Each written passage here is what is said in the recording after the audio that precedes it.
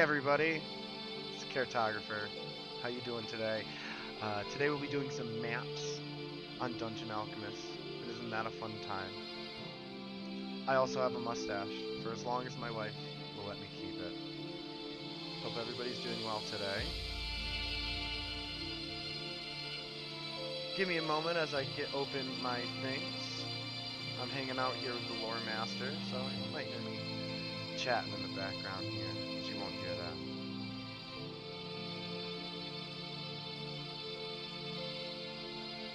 We were just discussing, what were we discussing? Some superpowers. Superpowers, we've discussed this before. Yes, we will make some more superpowers today.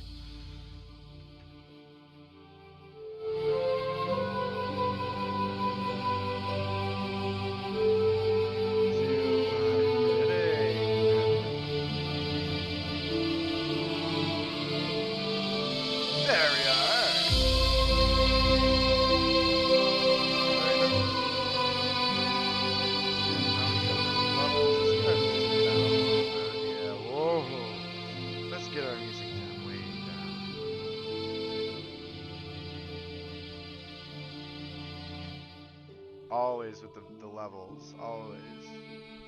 It's a tough thing to balance. There's a lot of bits and bobs. So this is something that I'm preparing to work on. This is something that I hopefully will have as my next commission. Maybe we'll put this away for now, as we want to open up some Lyceum stuff today. We're hanging out with Lore Master, so why not?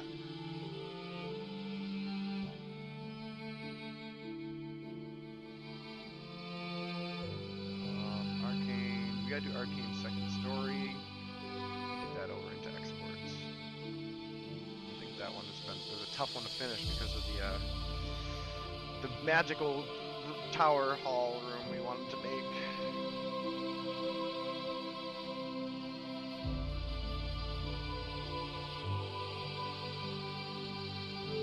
Oh no, actually I finished it. It's done. And it looks sexy.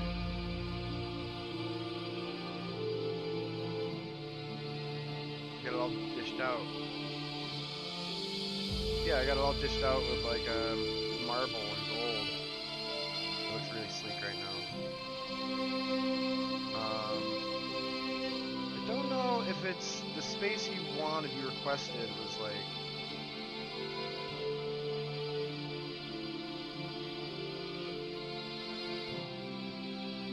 Oh, savage. Send them to me in a collection and pin them. You might have sent something to me. I don't know. It was a long time ago. That's pre-surgery. I'm thinking at this point.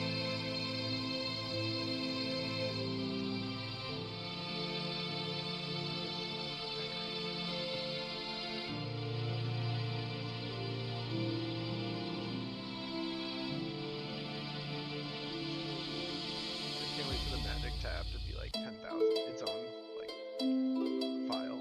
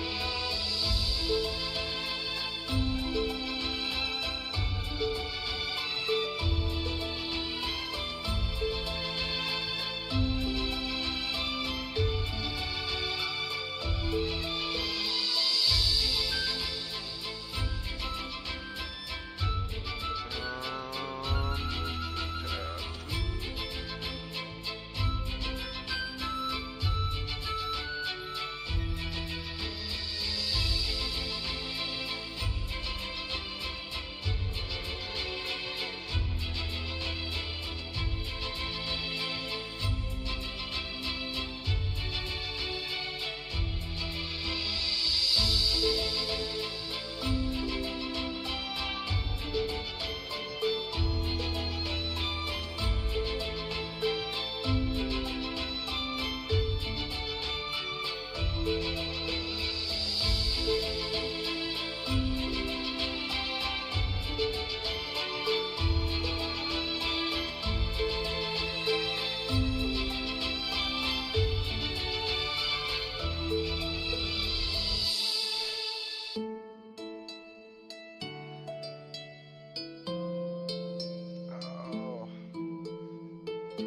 hello there.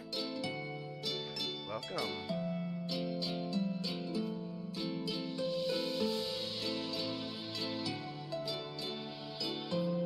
There we are.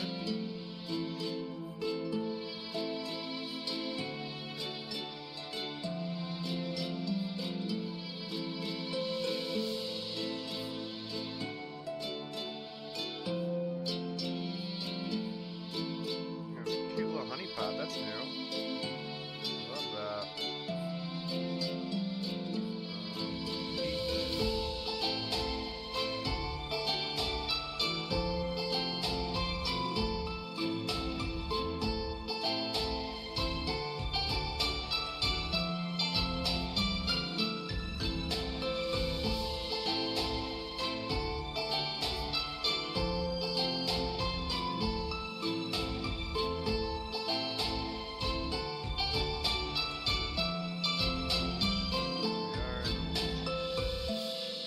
Goblets.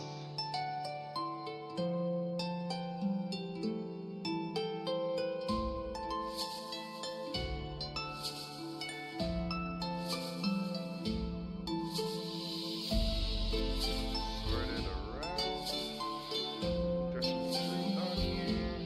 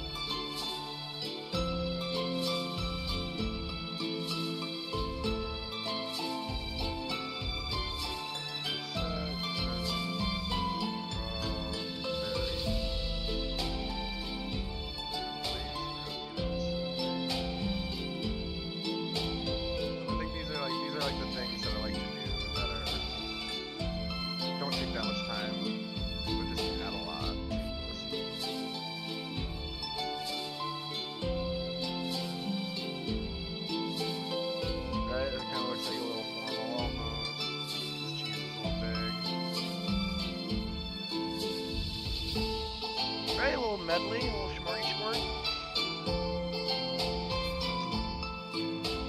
There, yeah, we're really just filling in stuff so it looks like it's a room of substance.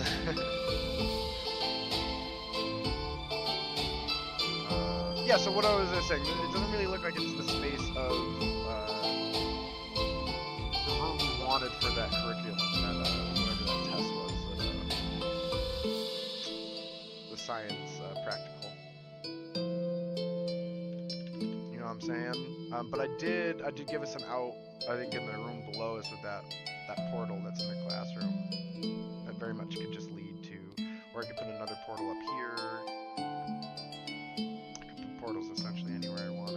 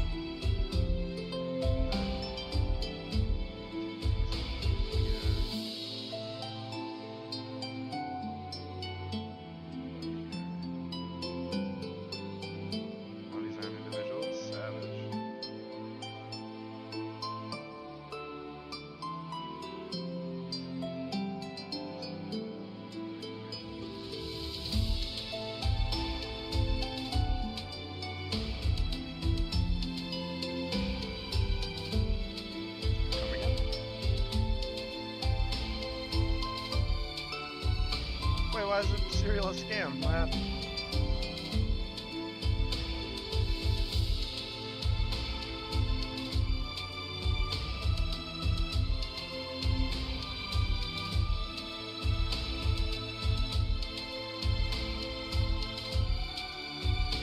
It's a very profitable business, is what somebody else would say.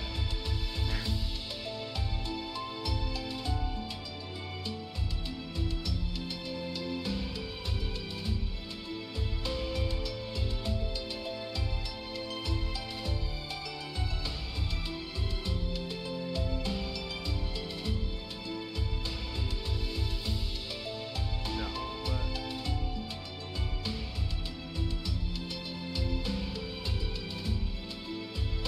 for sure. But I mean, I would also contest that, you know, the big thing about cereal is like, or most of the products is like practicality, right? So if you wanted to have cereal and you were to make it yourself, it's gonna be really timely and it's gonna be not cost effective at all, almost. But then the beauty of mass production is, you know, somebody else can make tons of cereal at great cost and sell it to you at a feasible price that makes sense. But I would totally agree with you that it's probably highway robbery. They're probably running away with it.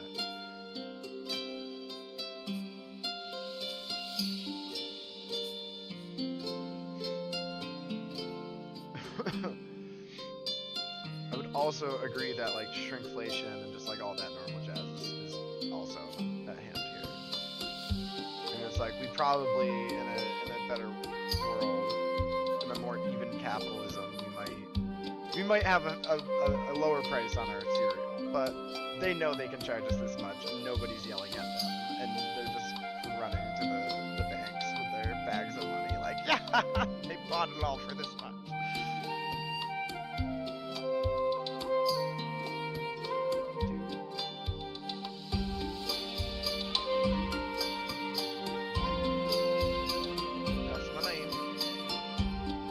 Definitely have probably under $1 on the cost for a box of cereal. Yeah, they probably made it for about 15 cents.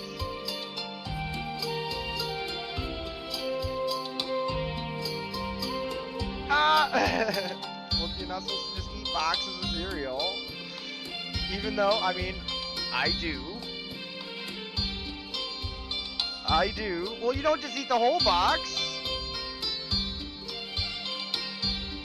Don't eat the whole box. It sounds like, show me on the doll where the Kellogg's company hurt you. Like, it sounds like you're eating your cereal right now as we speak, and you're bitching about it. And you're like, you know what? I want either twice the size of box of cereal, and or I want $2 back.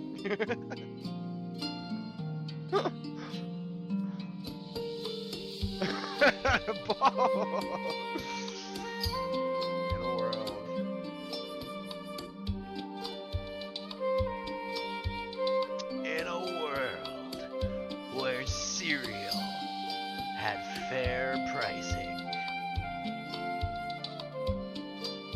only then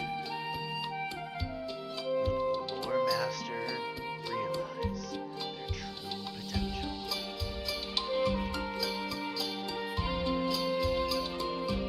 Probably not.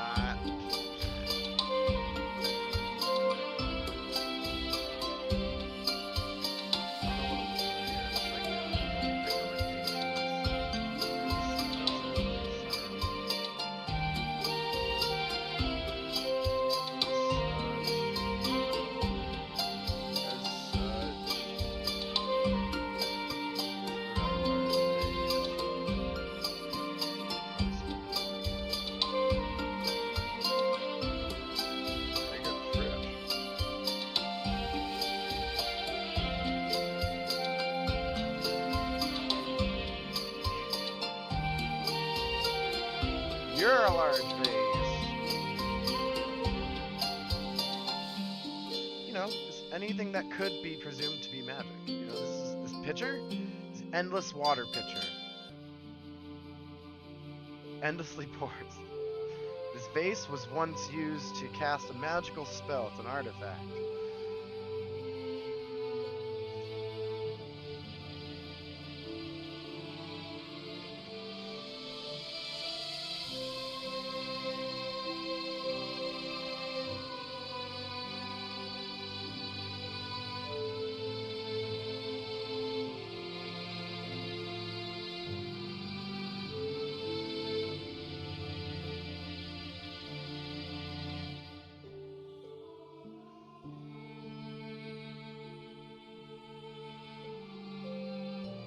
Nice.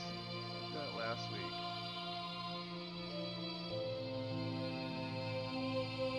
Very much so, yeah. I kind of wish I did it, but like I cleaned my room last week and ended up, ended up just being like, oh man, like the real issue with my room is that like I have my recovery bed in here still, and it's high time that we get rid of it. So I'm just like, if I get rid of this bed, my room then becomes so much easier to use and clean at the same time.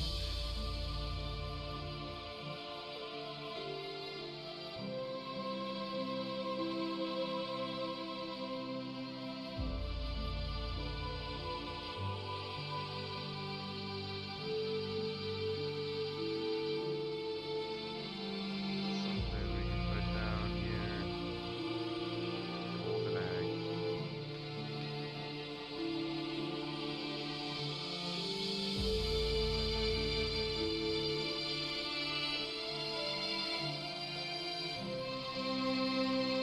And I know you can't see those when you do the top down. I know. This is just how I do things. So now when you go top down to 3D with the intended use, the shells look used. It's an entirely different room. You have half of it be shelled out. It's just like, what are you doing here? Step up to the plate.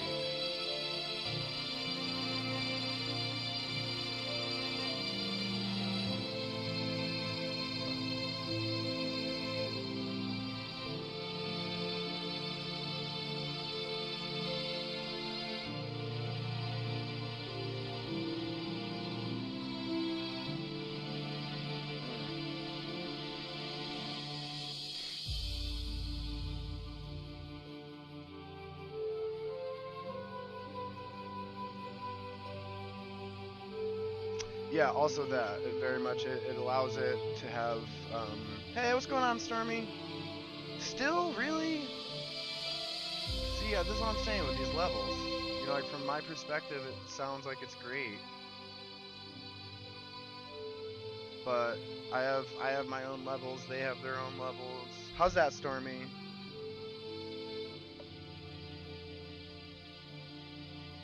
I think it should be a bit better.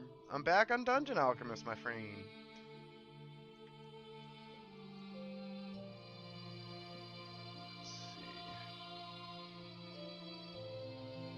Let's see. This is an issue that I'm seeing with this design choice. Is the benches. The benches you can't really do. They disappear the further out you go. There's no contrast. Bible. But you know, like from this perspective, you're like, yeah, damn, that looks really good. Everything matches. So let's see.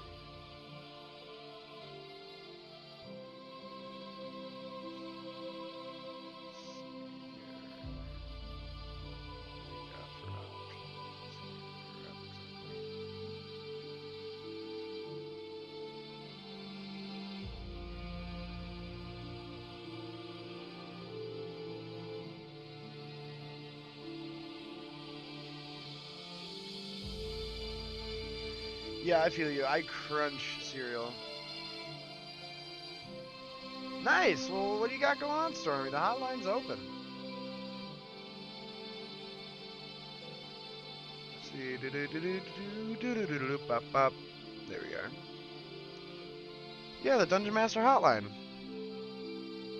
Yep. You said it, not me.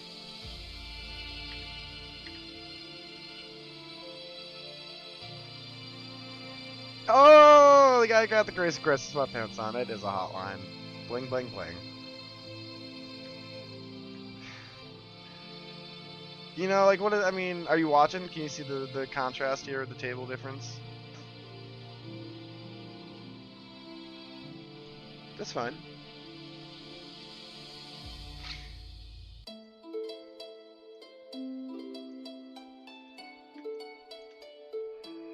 I guess the wooden tables don't look bad.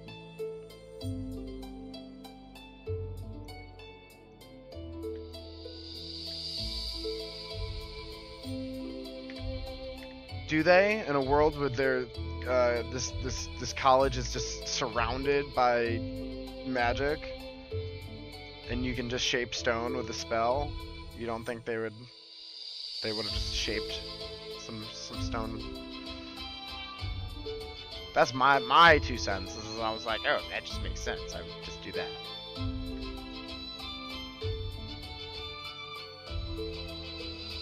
I would say this doesn't not make sense.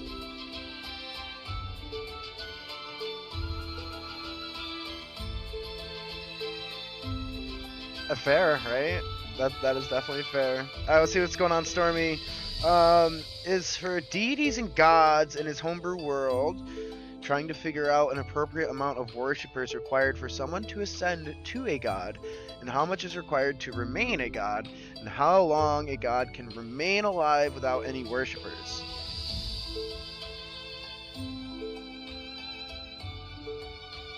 Just to clarify, this deity in this world would refer to someone who has ascended through their own power. Gods refer to deities who ascended through worship.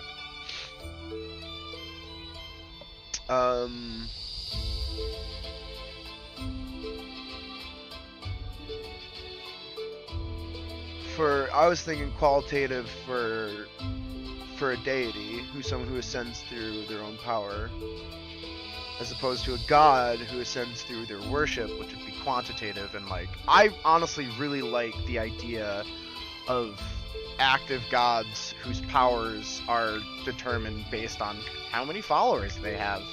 Like, literally, like modern day Instagram influencers. Like, how many people are calling your name? Shantaea? 2 million? Alright, you're fairly powerful, you know? Oh, you lost some of your followers? Shantaea's good word ain't doing it anymore? Maybe she can't be as active all of a sudden. It limits their ability to be active in the world. So I like the idea, the concept of having a quantitative, for gods at least. But I would very much say, like, a deity would be in his world would be like very much like Baron, right? Where they ascended to their power, or ascended back to their power. So those things that they would be doing. No. Yes, exactly.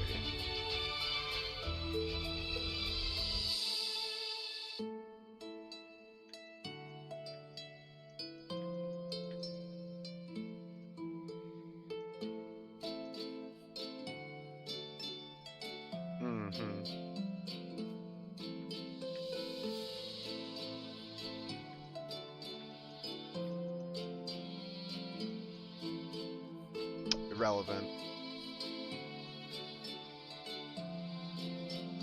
Yeah, very much would be.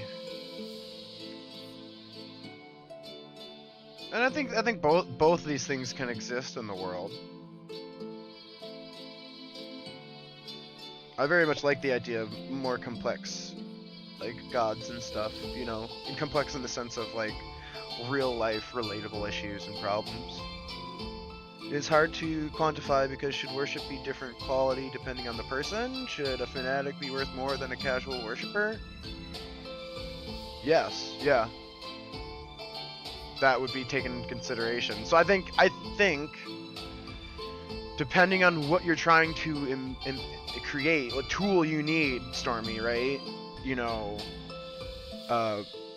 like, you're not gonna necessarily have all the mechanics drawn out and written out for this equation. because how many points do you give a fanatic? How many points do you give the fanatics that do sacrificial rituals every month? You know, like I was definitely getting to that. I was the lore master has used for us in past the piety system from from Theros, the Mythic Odysseys of Theros.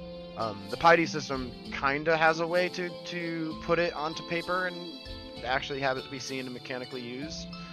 In a sense, that's kind of an abbreviated version of the conversation we're having.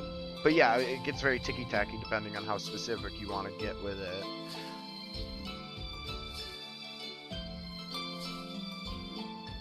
I like the wooden tables, and I like tripling them up because they're a little bit tighter.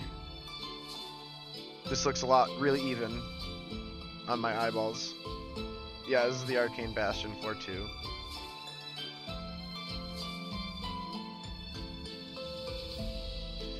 No, this is just the second story. This is just... So the bastions, the way they're set up is they're single-story buildings that just have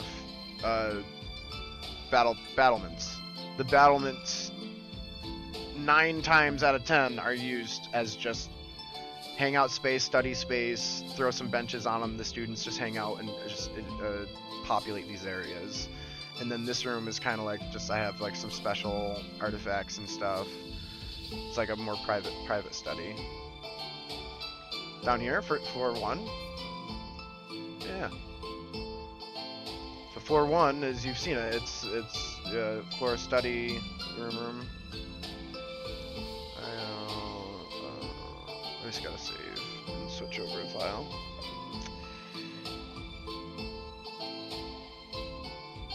Oh, I guess I could do that too. Yeah, that's fair.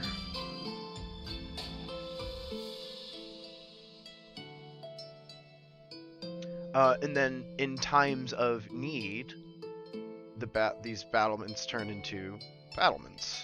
The tables disappear. They have, wizards casting long-range spells, and then the front keep tower is kind of like the main line of defense here. And the gates close, and they become impenetrable bastions that, as we know, have underground passageways. So each bastion could essentially be surrounded. They're meant to be, quote unquote, bastions. Casual worshiper who follows the edicts be more valuable than a fanatic who doesn't. Well, yeah. We're still there. And the same. It's the same sentiment as before. Was double reading my chat. Okay, we'll do a little walk-see through here for the lore master. With my bard.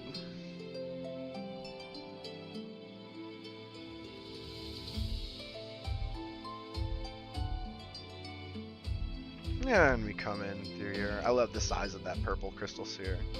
I'm never changing it. It's fucking gorgeous. So you're now inside. We're going to our first lecture hall. The ceilings aren't perfectly trim because, as you know, we do things in multiple floors, so this teacher is just like mad chill, hanging out with like a pile of pillows.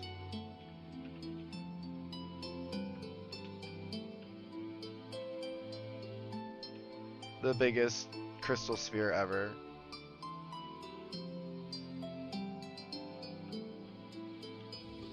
This is our practical alchemy studies. A little barren on the shelves, but layers. Of course, this teacher loves tea. We have another tea enthusiast.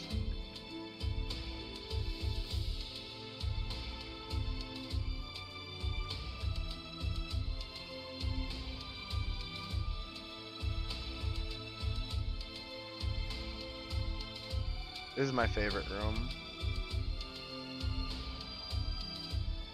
Turn water to ice. Some potion practicality. Transmutations. Water to blood. Shooting fire. Fireball! And our pet class cube. I gotta go back and put a bottom to this. Make this a little bit better. Yeah, that's it from the bottom, and then the students would come up. And, you know, like in between classes, as the classes rotate.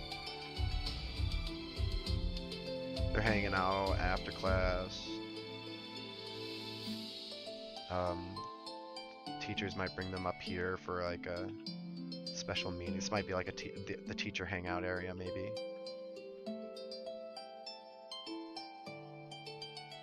Just the magical cornucopia.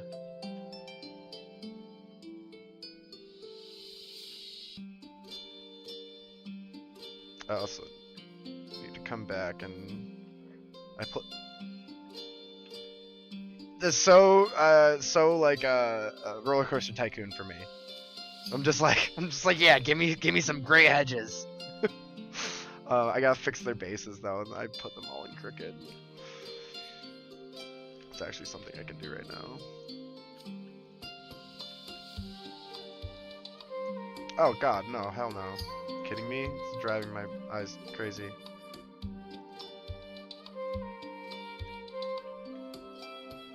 Like what janitor would do this? A madman. A literal mad. They're like, hey, hey Dean, I got all the hedges in for you.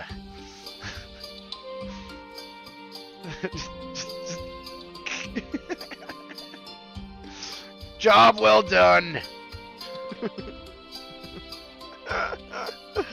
Not even. It's worse. It's like a 15. It was a halfway. Yeah, it looks so much better. And I love that I did the little blue planters here. They're a nice touch to match the drapes underneath.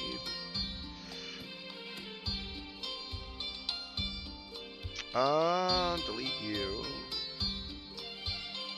And I think that's good. I think we're good. We'll save and export. Oh, what's going on, Shropshire? Sweet hedges. Yeah, it's all about the hedges, my friend. Let's see. So we're gonna come up here. We need to export this bad boy. Image only. Ortho top down.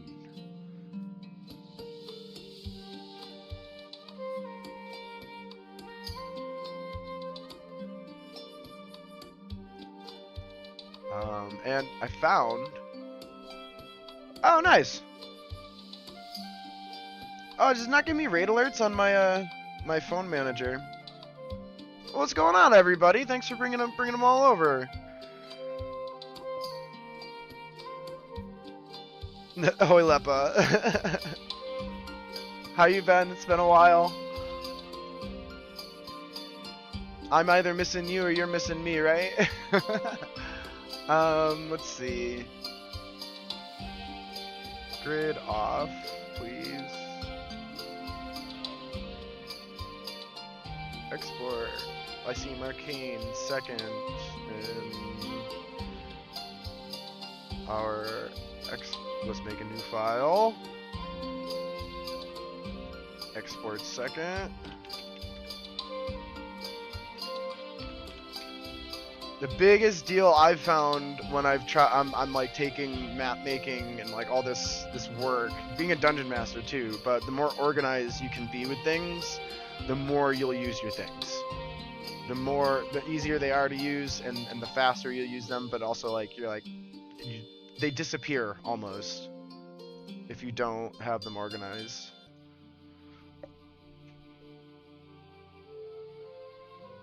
Not a problem. I love the inflated numbers, my dude.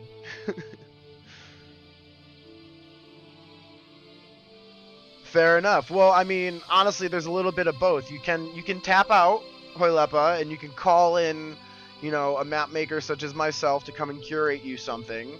But you know, that's gonna cost you money, or at least let you be beholden to, like what I'm releasing for free on my Patreon. Like this export that I'm doing right now is one of the PNGs that will be free. So like you can find a lot of free stuff, but I mean you don't always get exactly what you want when you're doing that. When you're just kind of shopping around Google or shopping around people's free content. Um, so it is nice. I do like having stuff catered. I think Lore Master can also agree. It's nice to have things catered. It's that little extra touch sometimes. So what I'm making here, this is actually a project that I started before surgery last year. The Lore Master and I are in the process of creating a tier 1 D&D module. And this module is placed in a setting inside a magical forest. And it's a college type setting, an educational sector, if you will. But we wanted them to be a little bit self-sufficient and have, their own agency in a sense, as this world is dangerous and there's magical creatures and beings. This wood that they're inhabiting is magical as well. So this is one of the 3 bastions that defend the flanking sides of the main build, the college itself. And the bastions, I kind of, with the collaboration of the lore, decided should be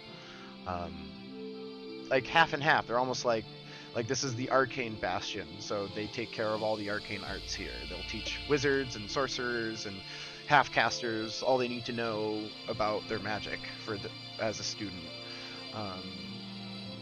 And then when they need to be, they're a bastion also, so they're kind of like dual purpose.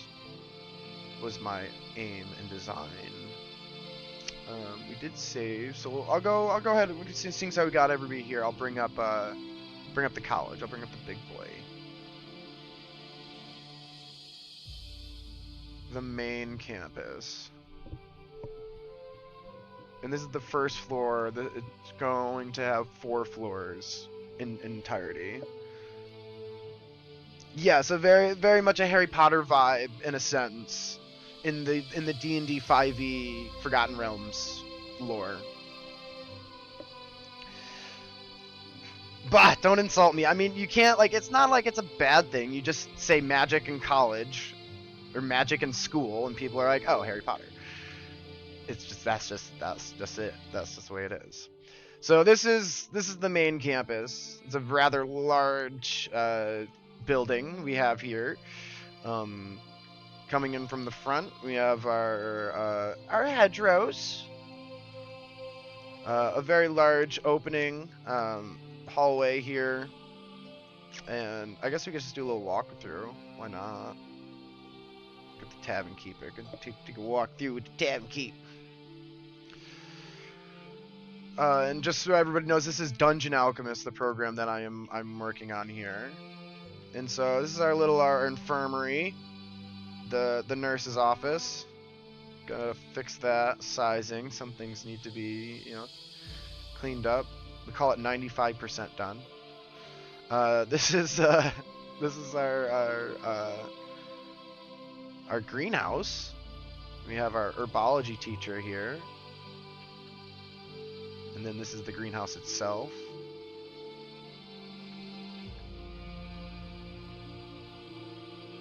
She did a rather good job, if I do say so myself. Hey, there's our barbarian.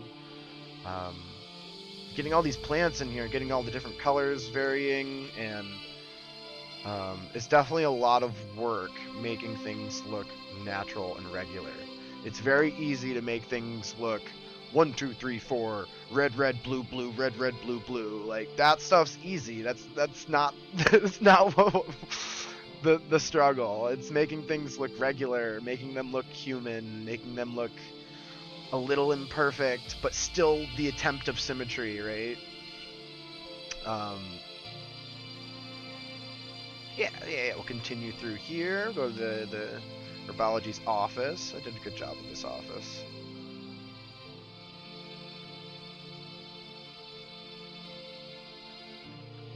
They love tea. They grow their own tea. They're all about the tea. I think this is our janitor's room. Yeah, they're enchanted buckets.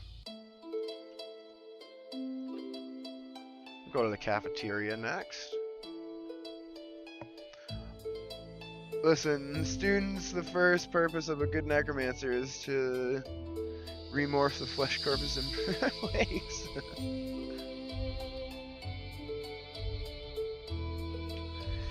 Yeah, most of the rocks, with the rocks and stuff like out in the woods, I do like a light random brush, and then I go back and recurate. So like I just like pick them up and move them off the path, get rid of ones that are like doubled, and get rid of ones that are like stacked over each other. So this is my best attempt at like a magical cafeteria, which I really love. I love this right here. It took me a while to figure out how I wanted to approach it. It's like kind of like this open bay cafeteria style, similar to like what my cafeteria was when I went to school. There would be like glass panes and stuff, you know, to prevent food safety, or to promote food safety, I should say. Little outside eating area, hedged in, of course. And I would notate like these paths that you see here, these are all paths, these are all these maps integrate.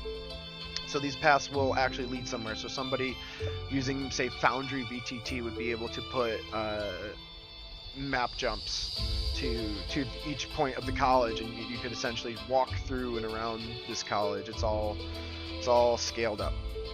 I'll go do the school store.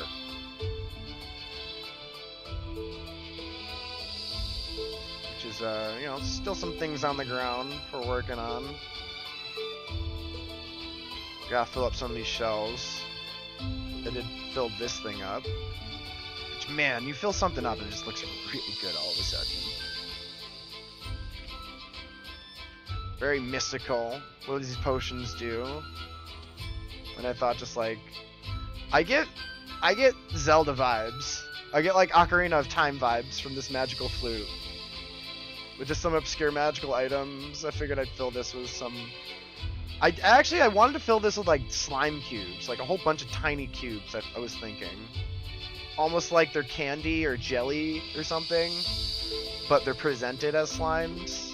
You know, it's a magical store, right? The kids would have gummies and treats and games and tricks, and then just the start of the back storeroom a bit. Oh yeah, for sure. Well, I mean, this is kind of like the future of D&D and the future of total RPGs, right? Total TTRPGs. Is we're on this precipice of like where total RPG. But we're at this precipice of like where is the VTT going? And it's everybody's kind of tipping their hat at it. Like Wizards of the Coast is doing it.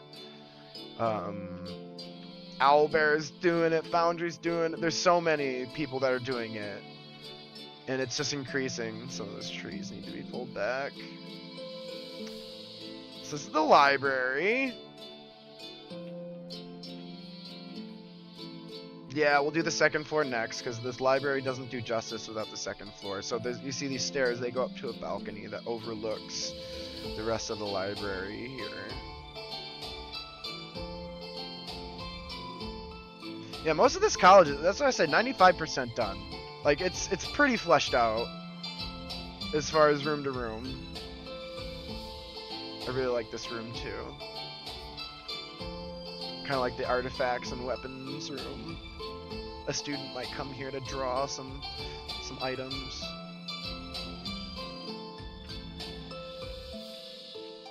Our kitchens, the storeroom, of course. I could do a better job in here. Some more storage. Let's see. I think that's just about the lot of it. I do have, I'm working on that. I have like these little closets that need to be worked out.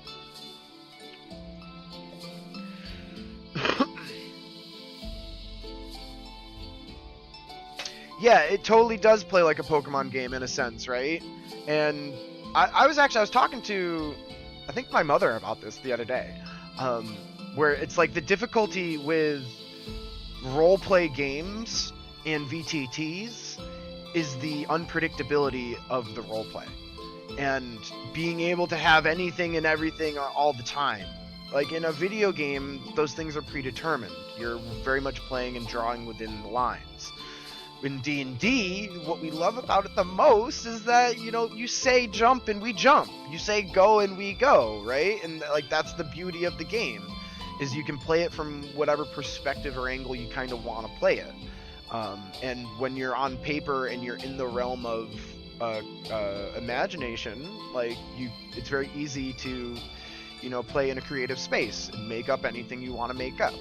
But when you need stairs and chairs and plants and trees, like all these things, it gets really ticky-tacky. And I think as we kind of progress with technology and stuff, and with the help, I think, of random AI, like we will be able to have more tools. And we already have a whole bunch of tools. Like look at how beautiful Dungeon Alchemist is.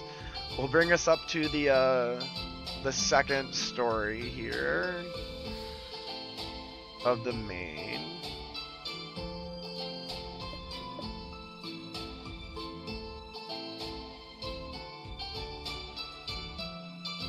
Yeah, a lot of people are still learning about it. The violent bejeweled, the liar, the hurdy-gurdy, the one ring. I can take all these back. Take all these back. I had a couple assets I threw in here, and then I deleted them, but they're all super tiny, so who cares? I like...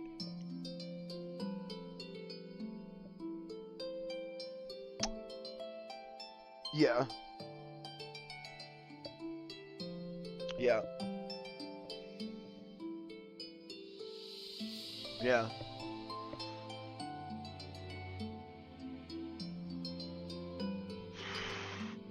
Yeah, so the lore master wanted to impress that, you know, Foundry is a very powerful tool. However, it can be a little clunky or difficult to get things set up the way you want them to in the beginning, especially if you're new to the program. And depending on how you're doing things with your server and what you want your tool to do for you will change kind of the difficulty on that. But I mean, with most things, you know, you try and you look out onto the community, and there's a lot of help out there, I bet, as far as videos or tutorials and stuff of people. Yeah, for sure.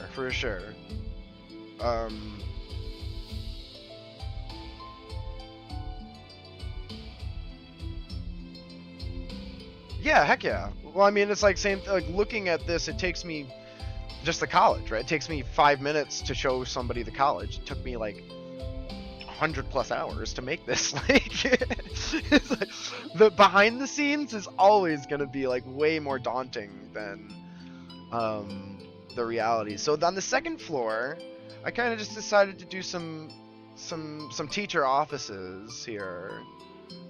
Yeah, the lore master loves the second story. Because I get really cute with how all the different styles of office. Like everyone's got their own vibe. I gotta fix this carpet.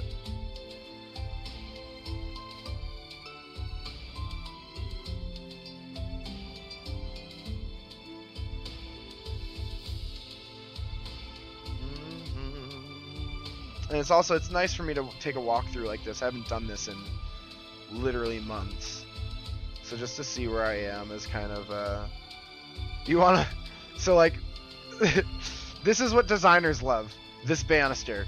This one banister right here. It took me so long to get it right, and it just looks so freaking good.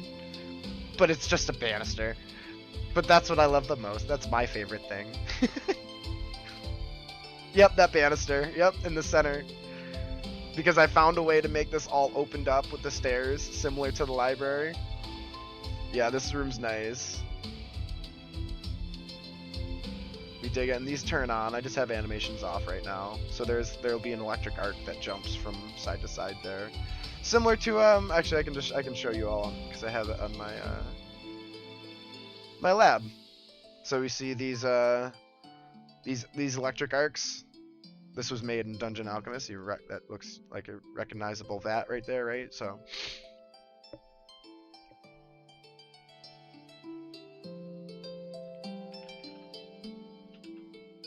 Let's see.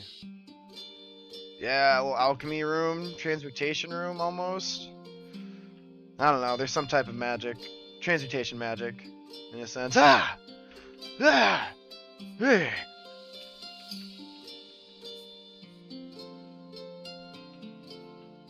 Oh, these plants. This janitor, I swear, dude, he's got a vendetta. He's a madman. He'd just be putting these vases just like 3 inches off center, tilting them a little degree. He's a freaking mad wizard.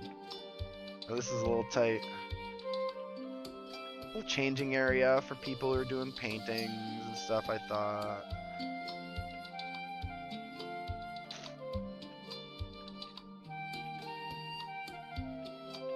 Ooh, the music room.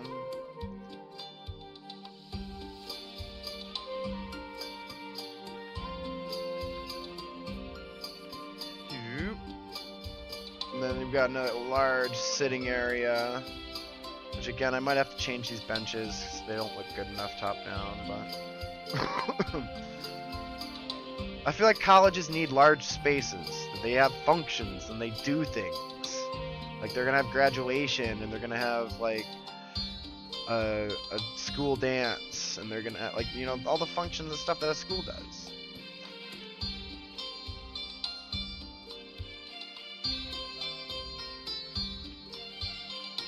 Oh yeah, so these you see these green panes up here. These are going to be stained glass. So what we can do is we can drop in a PNG and put a picture. And then what my goal is to hopefully do a second picture with a transparent of sorts so that there's a reflection and the stained glass actually projects a picture of itself onto the floor. I've seen it kind of done a little bit as I've described. Not the same. We'll see. Come again? Oh, Hoylepa? Oh, we see you. Take it easy, my friend.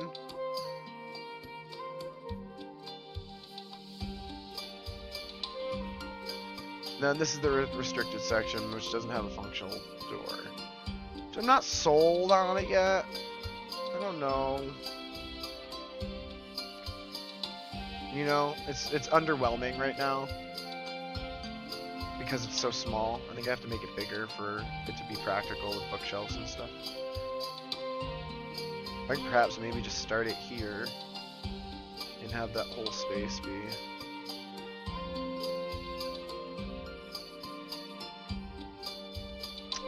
That's the second floor. Yeah. So 95% done is what we like to call it. And I did do the 4th floor, which is going to be up here, which is the dean's office, which I did finish a little bit.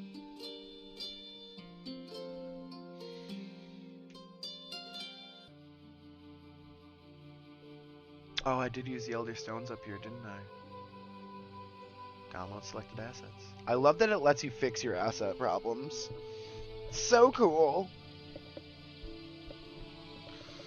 So yeah, I mean, we could talk more about Dungeon Alchemist. I love the program in the sense of it's just a 3D render program that allows you to make maps. But because it's a 3D render program, and you've seen me like walk through with these tokens and do all this 3D imagery, right? It almost has the power or the potential to be VTT. Excuse me.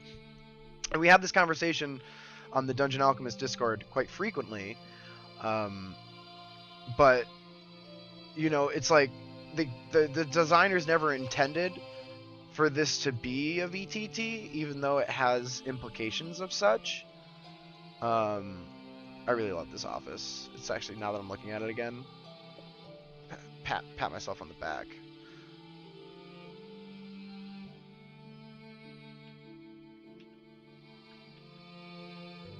It's just the marble walls. That's all the assets I was given. You know, so it's like sometimes I take responsibility, but like a lot of times it's just like what they give me.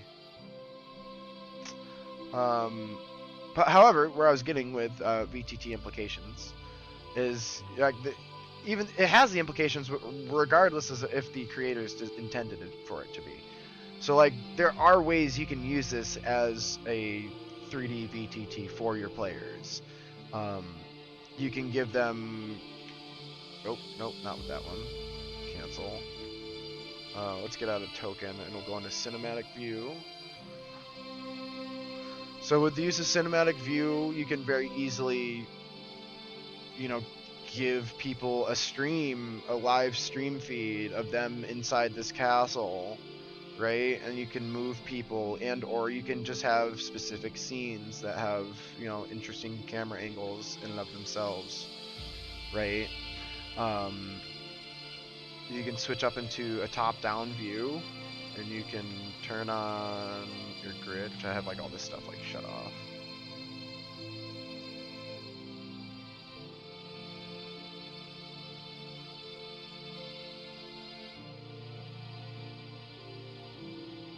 There we go. So you can have a grid. So you can actually like literally just turn a grid on and play, you know, tile-based D&D with stuff that snaps to said grid. What I intend to do is to do like a hybrid of the two. So like we will be watching and traveling around with a group of players, say in a town like so. And when they decide to do something that requires initiative, I go boom, I take a snapshot, and then I drop this into our owlbear and we just play regular D&D with an encounter. So, you know, like the PNG is never decided until the players decide it, in a sense. But if you wanted to just use it cinematically, it's viable. If you wanted to use it as like a light VTT, very viable. Then also, what is super cool is one of our buddies by the name of Lodame on Patreon just showed up over at the DA channel and has offered to give out models. So DA gives us like 10-20 models to start with. You could use these as like, I hope you're fighting lizard folk and I hope you're fighting gnolls, right? But they don't have goblins, right? I want to fight goblins. Well, guess who does have goblins? Low. Guess who has steel defenders? Low. This is the free 1K version. If you want the upgraded versions, there's you can subscribe to his channel for 4K versions, which have much better lighting. But what this literally gives us is the ability to have any encounter we want, right? Like as long as we have the NPCs, and as long as we have our characters, we now have the 2 tokens that we need in the world and the map we need to have a party of a druid, a monk, and a barbarian fighting a skilled defender. And like that's all you need for the VTT. You don't need magical lights. You don't need all this other stuff, right? It'd be nice, but you know, like that's for 2030 maybe, when somebody's got the budget to drop on it.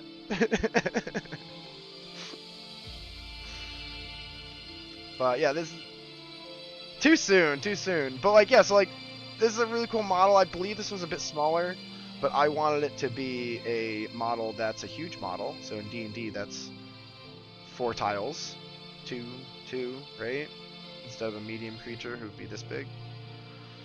So with the asset importer in DA, which it's rather nice, I will say, you can customize the model, make it the size you want, make it the grid you want, and even make the collisions be, you know, proper for the piece.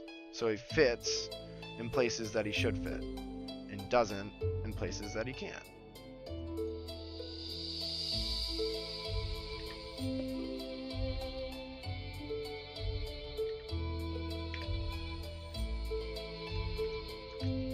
So yeah, highly recommend Dungeon Alchemist as a program. I've only enjoyed every little bit of my journey on it, and they're having a new release with a whole bunch of material and assets that are being added to the program soon in the next like month or so.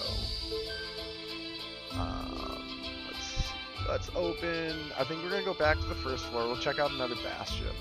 This is where I was at. I wanted to drop all the bastions into my Patreon for people to kind of start looking at and talking about. Go to the militant bastion. Why not?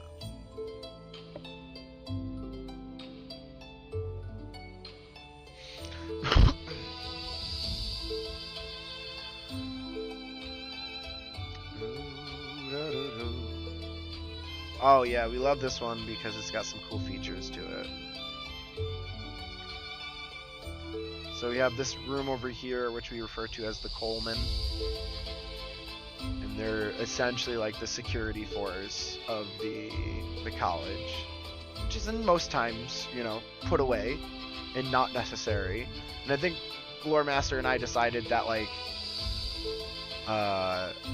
most of the teachers and the faculty would make up these people. Like they would be like the science teacher by day and the Lieutenant Coleman by emergency, you know. But like there's times of peace is the intended purpose. So I think it's really fun that we have this like this theme of like castle and defense and practicality. And then that's kind of just like we put it in the closet, and then we say, "Oh, this is a school now." It's pretty much how I've been designing most of these rooms. But a school, we're not doing that right now. Ain't nobody attacking us. That's for like DLC campaign 3 level 20. Like redo the Lyceum College. You come back and there's a freaking a basilisk attacking from the forest or something. No DLCs. Let's see, do these actually... Yeah, these guys actually shoot cannonballs. I believe this one's done. I believe I can just export it. I'm not seeing anything out of place. I am seeing some lights on that shouldn't be. Like,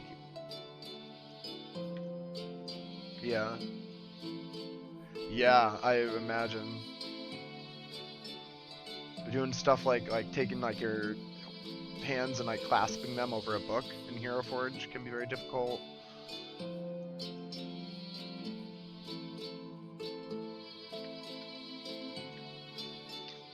But where there's a will, there's a way.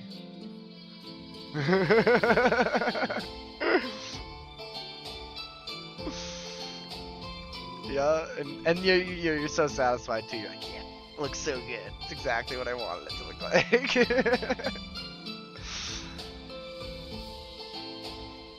I'll leave these lights on in the middle. Oh, that hurts. That hurts.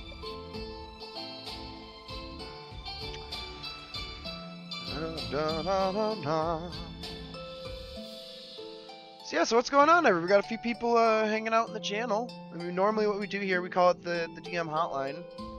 You know, anything D&D related, or even just tabletop gaming related, like Pathfinder, etc. Yeah, what do y'all do? What are you into? You gamers? You creators? Are we just casual fans of D&D and Critical Role? Y'all come in many shapes and sizes.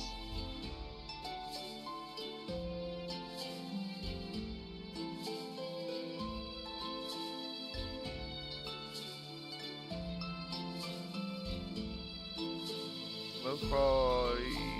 Oh, I'm a silly Billy. I'm doing PNGs. I should do these high quality.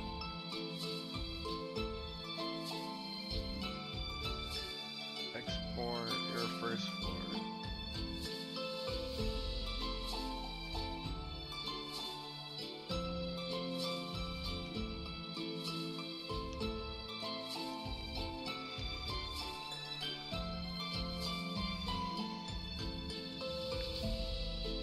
Very nice. Oh my, why is this map's a different size, hey? When did I trim this map down?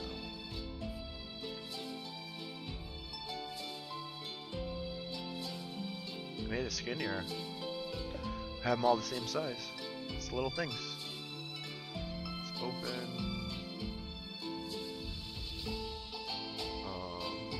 Second story. Arcane.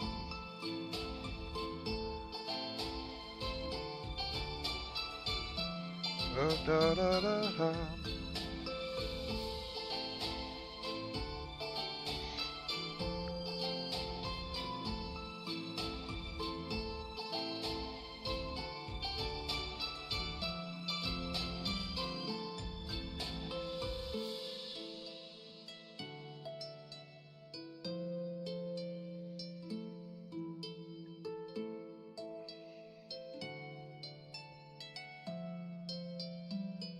Did I not export it yet?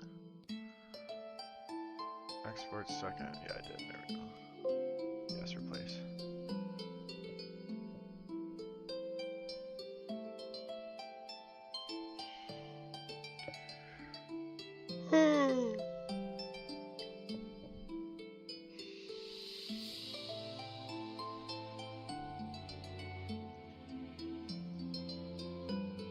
Let's see what the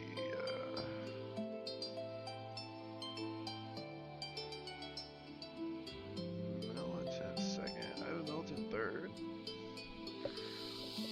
Oh, that's right. I do at the top of that tower.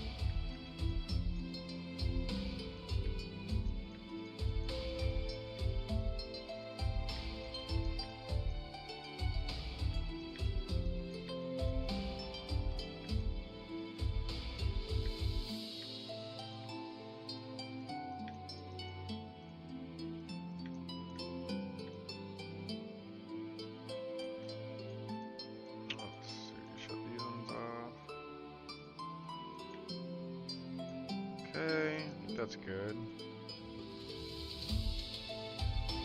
File, export, image only,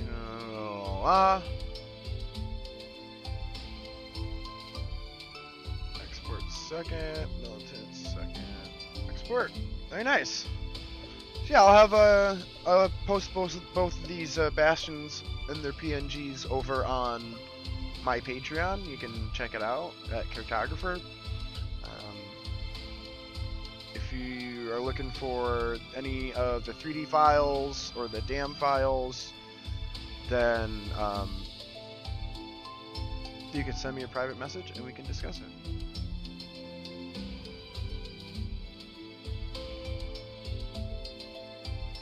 Open map.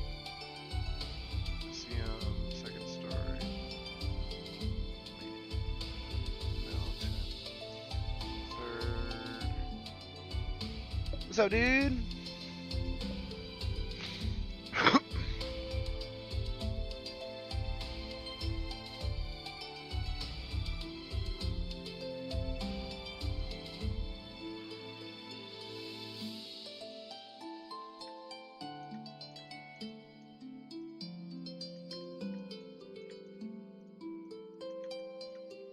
Love that. We love breaks. We love scheduled breaks.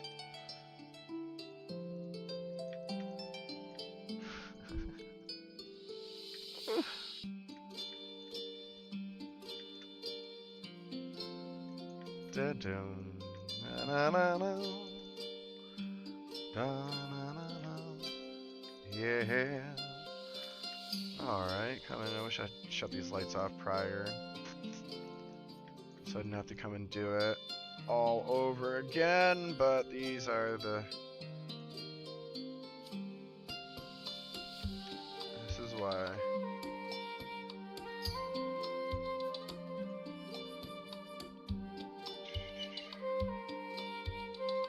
Export, and it's like all this just for this little feature I have here.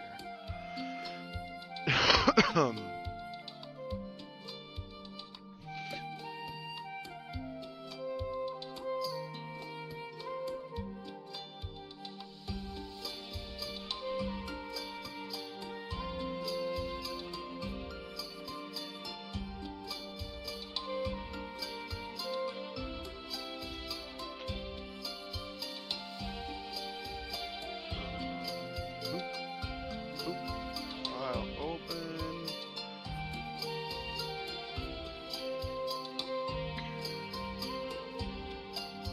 Fourth at the top.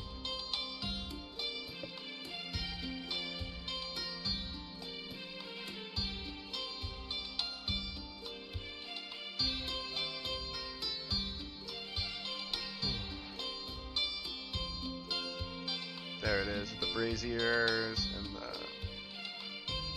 little explosions.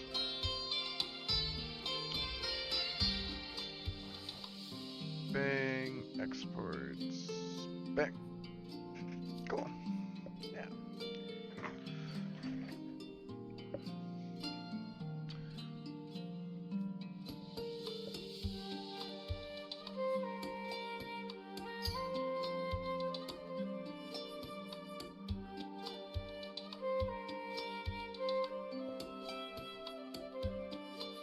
Very nice. Got done what I wanted to get done.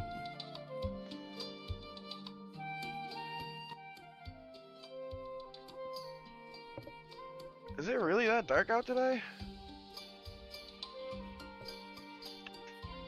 Screen's hardly coming up.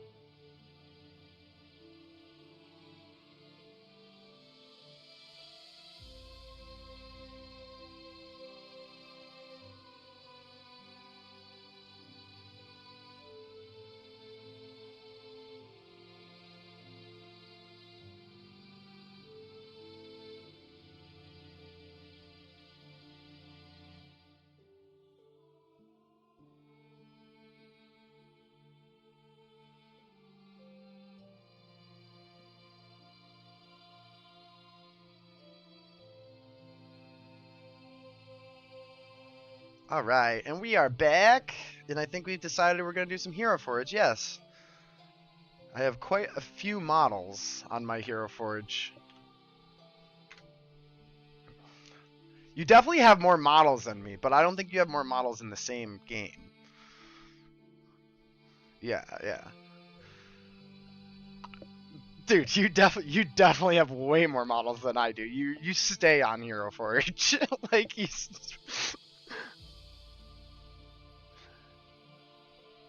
see, go to my world.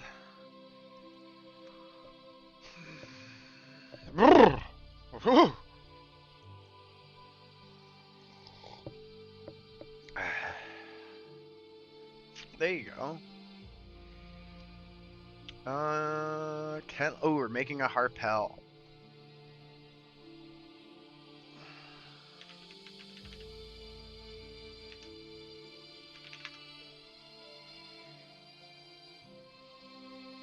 Ooh, okay. I like these images. Ooh, white hair is the thing.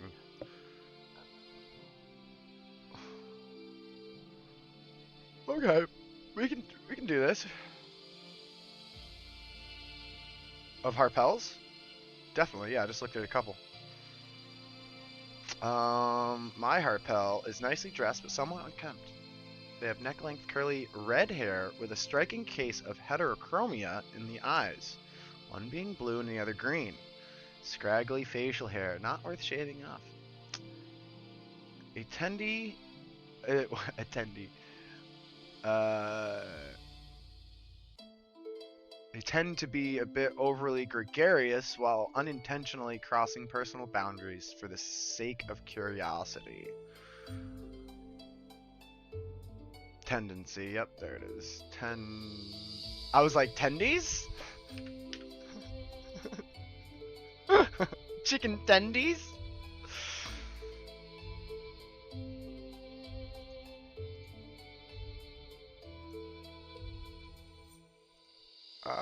Let's see, they're human.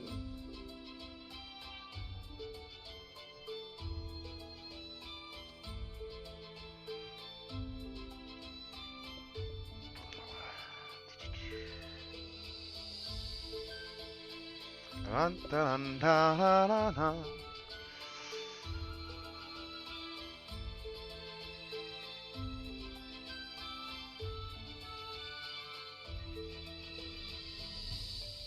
Let's change these cheekbones. Long and thin.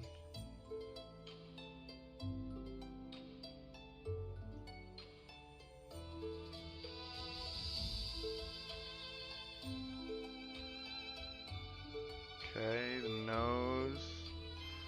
Sharpen the nose.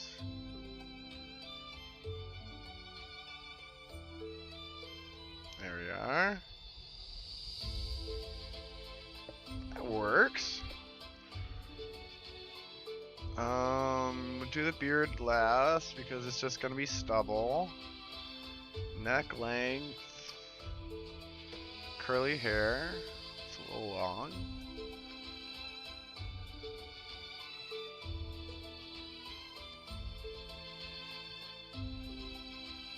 That could work. I don't think I've done anybody in a short pony yet.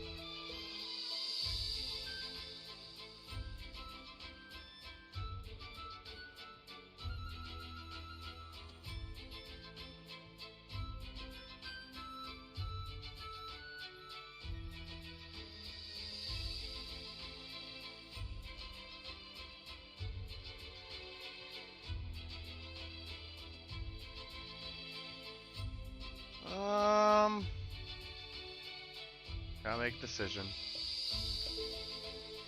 I think that's the one we're gonna go with.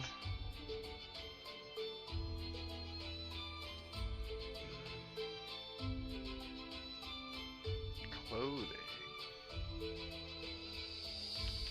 Oh, no.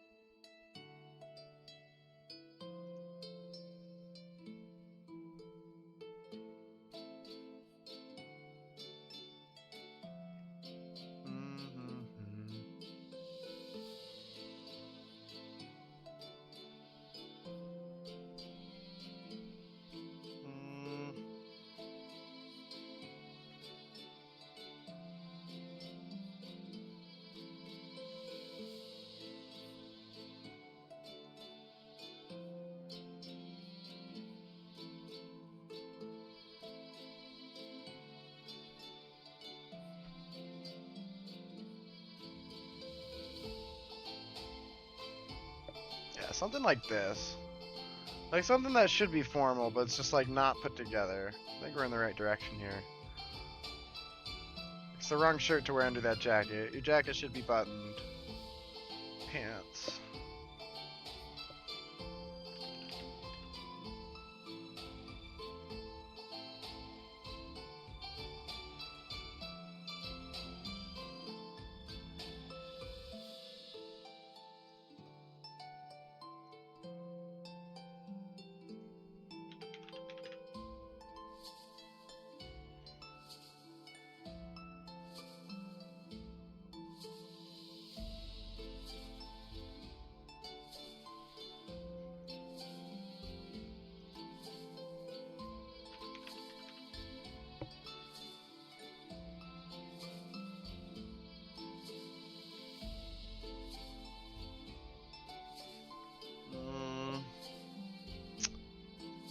What other defining features are there?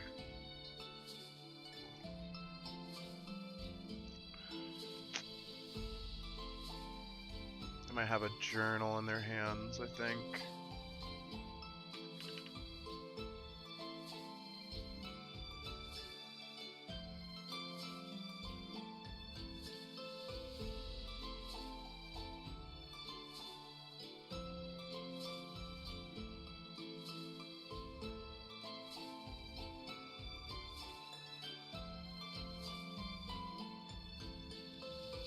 Okay.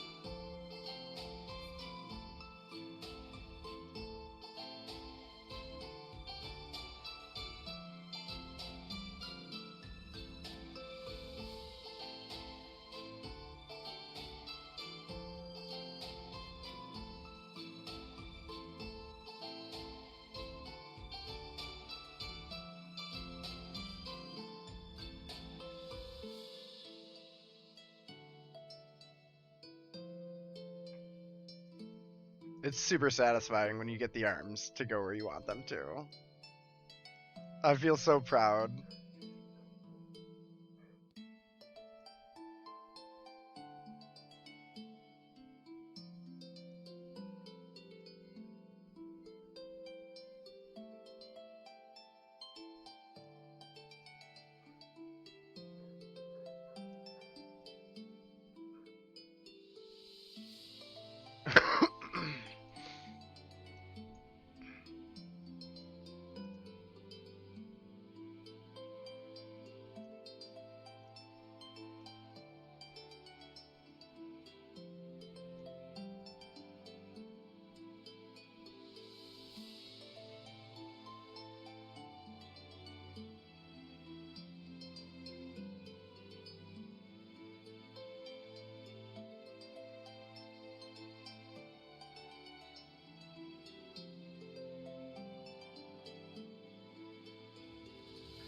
Beautiful. Look at that. It looks so good when you get the two hands on it, too.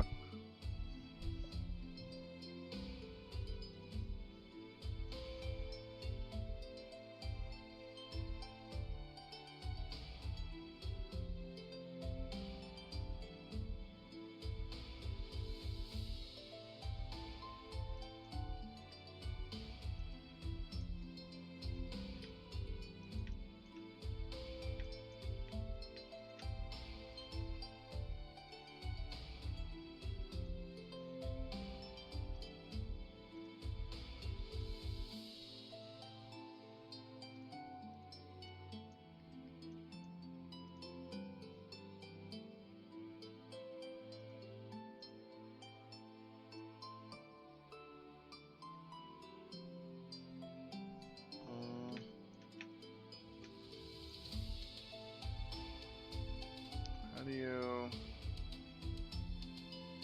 There we go.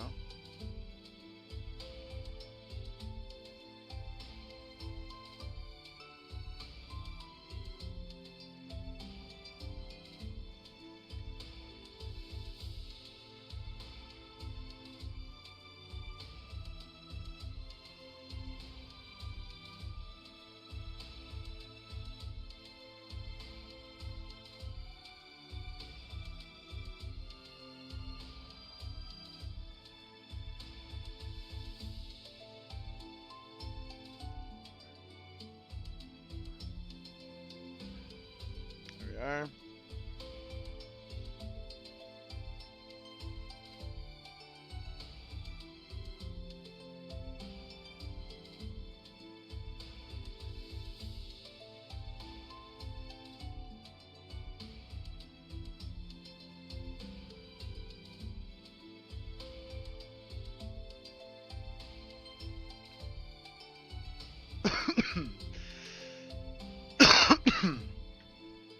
Look at this dude. Definitely looking crazy.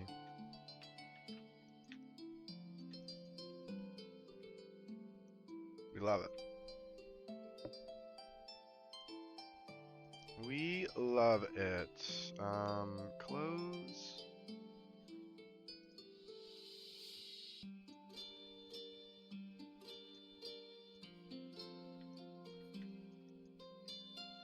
There's stuff that's gonna have effect on it.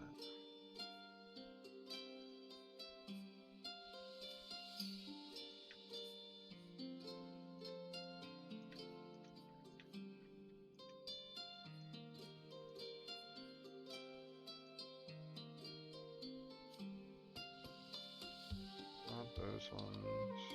The rock might be a good one.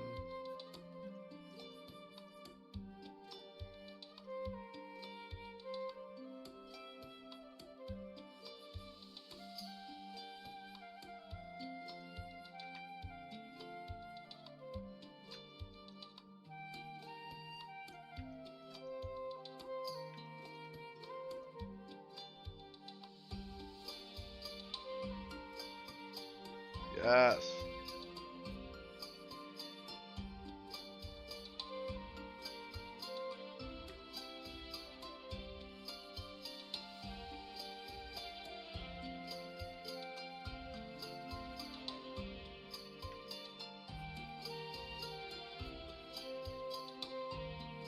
Black leather.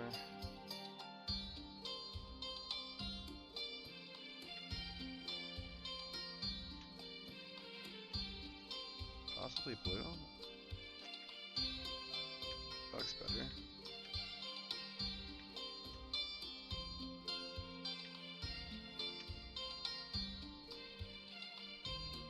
In here is my denim.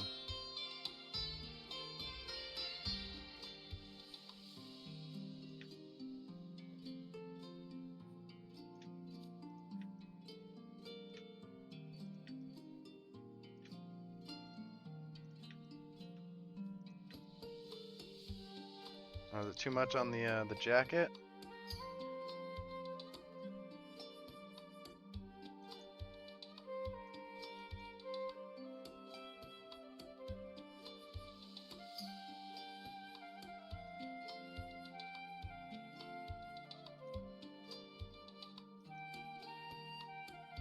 Thanks.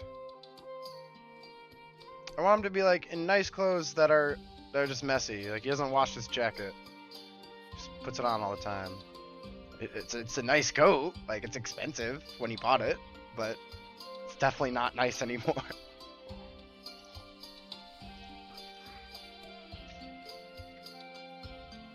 I think he deserves glasses. He needs something more, and I think it's glasses.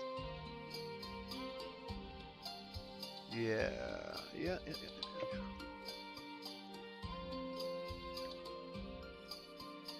But not something that's just like ridiculously thick.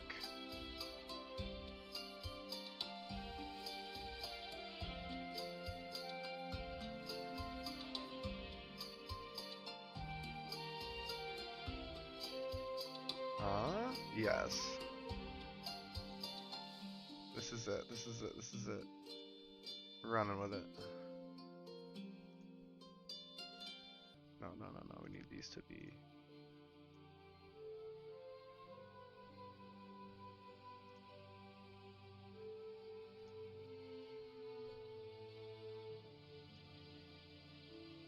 All brown.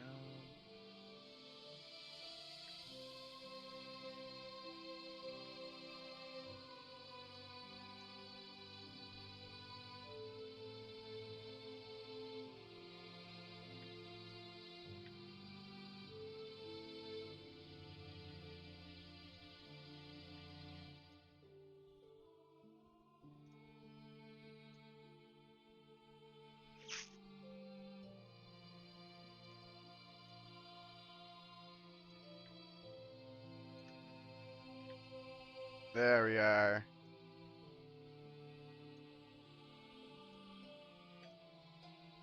Need a touch of black in there.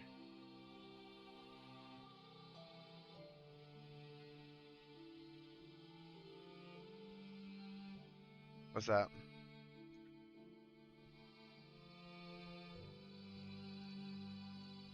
Oh, really? Intriguing. How do we import a pose? To Hero Forge? Whoa! Hold on a second.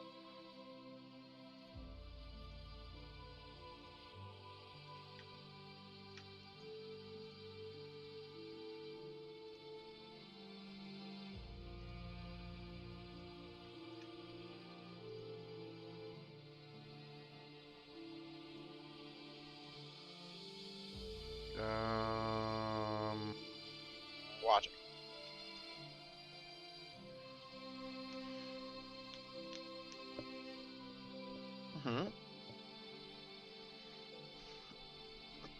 APR? What's APR? Is it abbreviation for? Okay. APR is pose or something. Animated pose response. Okay, crossed arms, crossed swords. Oh, this is so cool.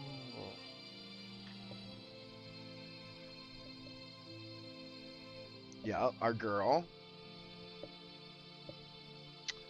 Tight booty over here. Is this? Do you need the upgraded Hero Forge version to do this stuff?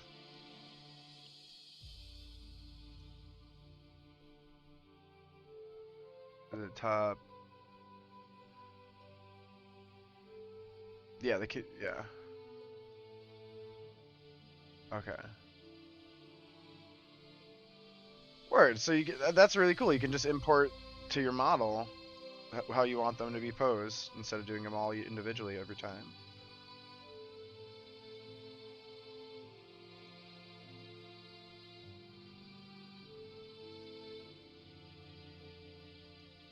This dude's name is Kennelly Harpel.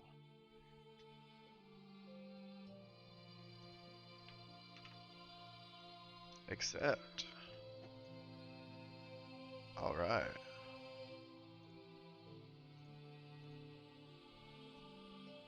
Very nice.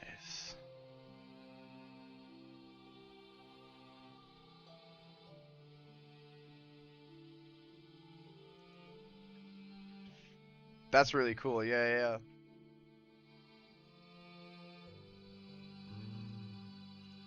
Sage. Hero Forge, you've done it again! Ariana Winston. She wears leather clothes, green shirt, rolled up sleeves, several tools and pouches. She's a medicine lady.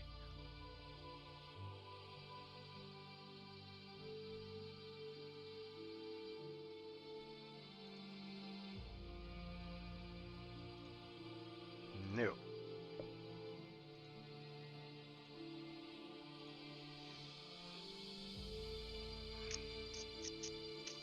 Let's see.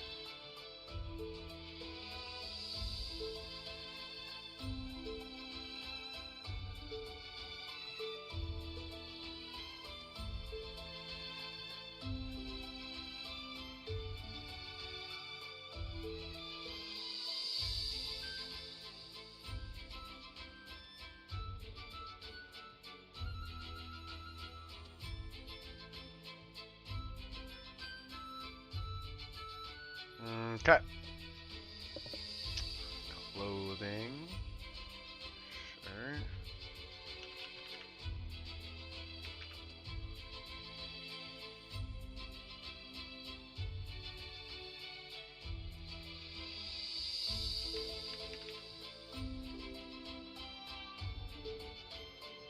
Ooh, we love that.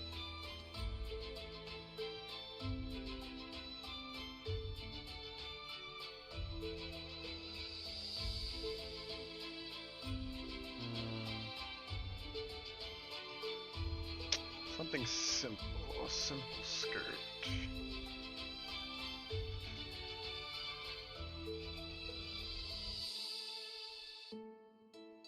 I honestly kind of really like that.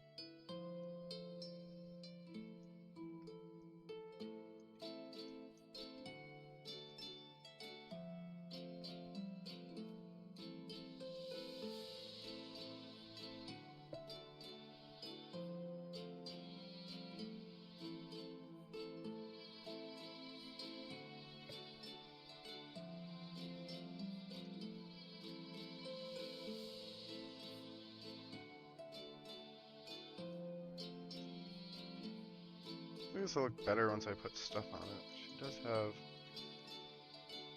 side pouches.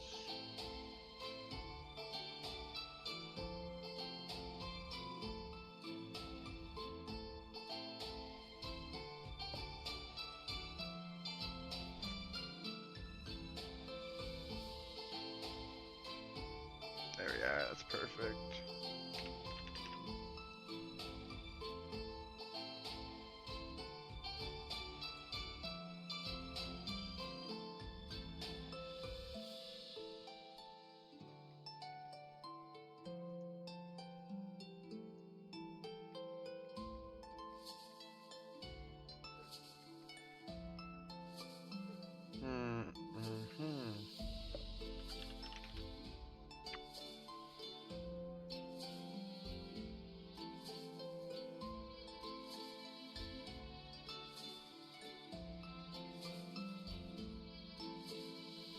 Hands.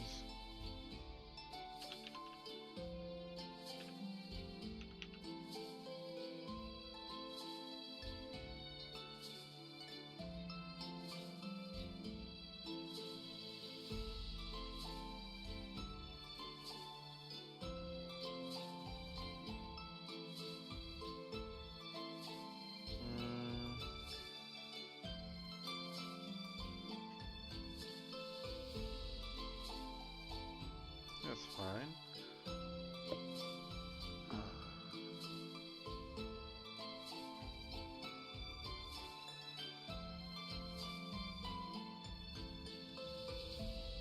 And let's twist that body back.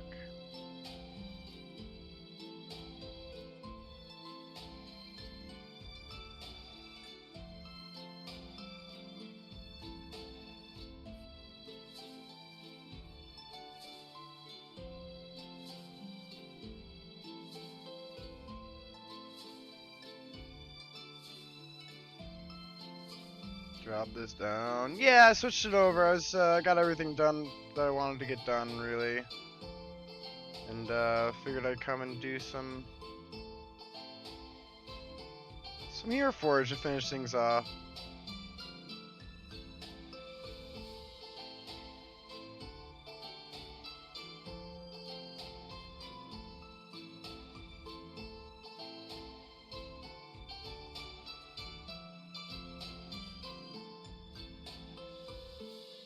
There we go.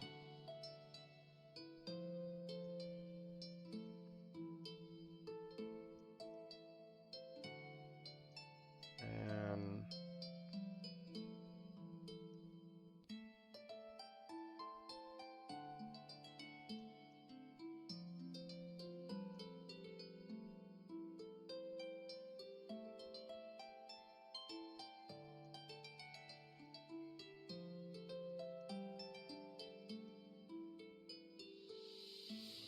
there it is.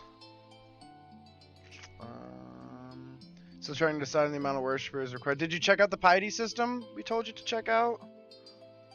definitely think that's worthwhile, at least looking at for reference. And that's like a good place to start, I would say.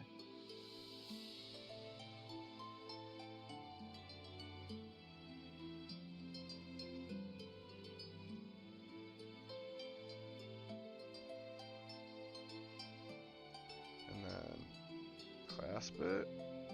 Yes, and now she's grabbing her little hip thingy, her little pouch on her hip.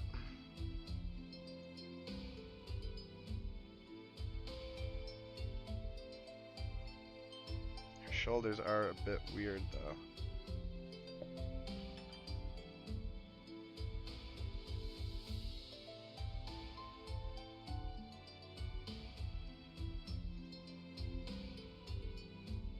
That looks better. What's her posture looking like?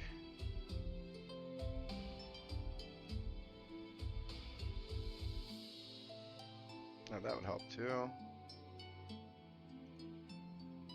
Yeah, I would check that out. I mean, it's really whatever you want it to be. I mean, again, like you're asking for a tool for a mechanic. Like it could be 100. I could just choose an arbitrary number, 100. It could be 10. It could be, you know what I'm saying?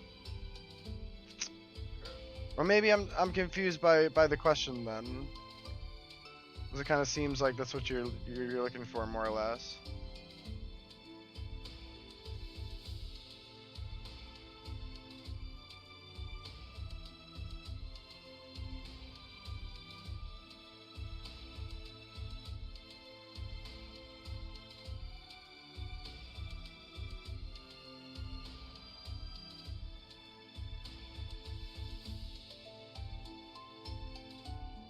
Very proud woman.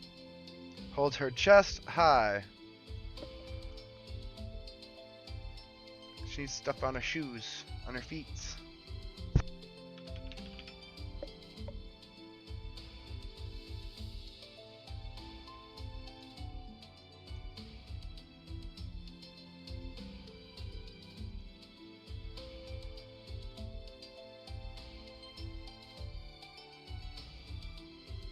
Yeah, Stormy, maybe you could clarify the what you're looking for. Maybe our brains aren't thinking the same thing right now.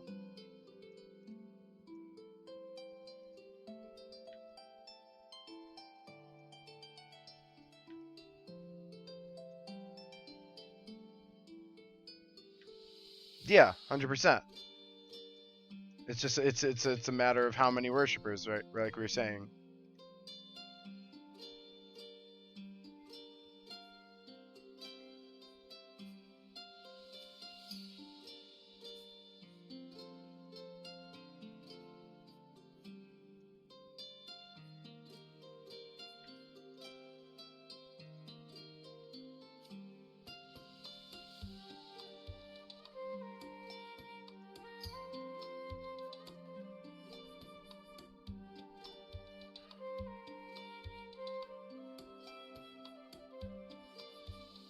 Because the piety system is more towards gaining favor from a god, not becoming a god themselves.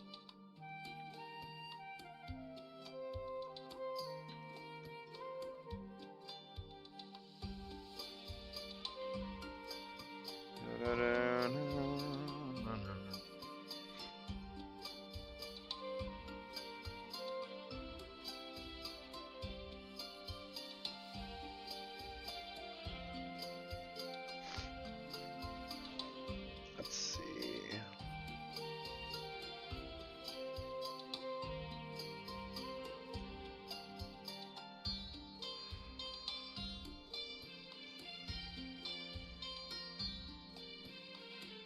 There we are. So I mean, yeah, I mean it's like I don't know if there's mechanics out there for that, but that's all I see is like how many. It's either two things. It's either a mechanic or it's milestone. Like it's either you're counting numbers for it, or you're just gonna decide as the DM that they have enough of the things because they've done enough things to warrant it. So like, how many followers should somebody need in your world? You know, how many followers presumably? I mean, maybe we could reverse engineer this in a sense. Just general world building, yeah. So maybe we could reverse engineer this. Maybe the answer is already there for us. So say you have 4 gods in your world, and you may rank them 1, 2, 3, and 4, right? And then let's give them a percentage. There's 100%. So there's 4 gods. They each hold a percentage. Maybe the guy up top has 30, and then you got 20 and 20. That's what, 40, 70. So yeah, so maybe 2 have 30% and 2 have 20% of the population. And then let's go look at our towns and our cities and just do a general count. Like, oh, there's maybe 2 million people in my world. There's 2 million people in my world, and there's 30% of 2 million, then that's literally how many people are worshiping your god in your world. Like, you could reverse engineer it like that. I don't think that's a crazy idea. Because your world is your world, right? It's not like you're doing like 5e stuff. You've created your own gods and pantheons, I believe.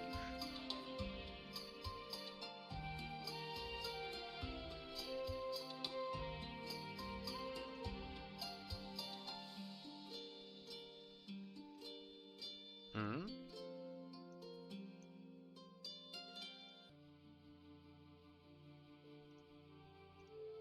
Oh, what I'm making?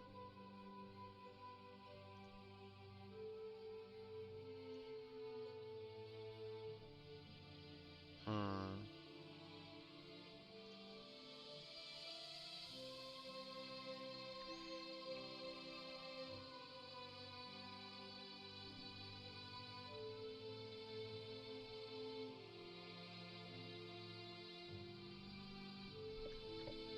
Yeah, I think that's a good place to start. With the oh, that works.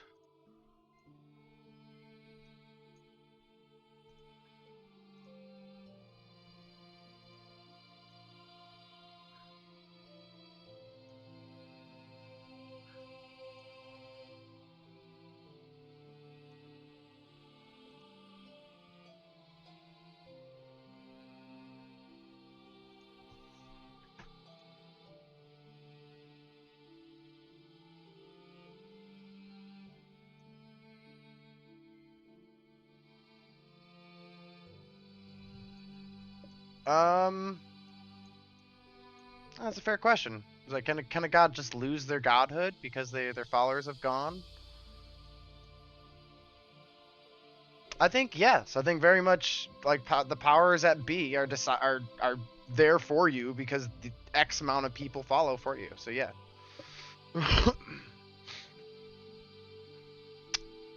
That's how I see it.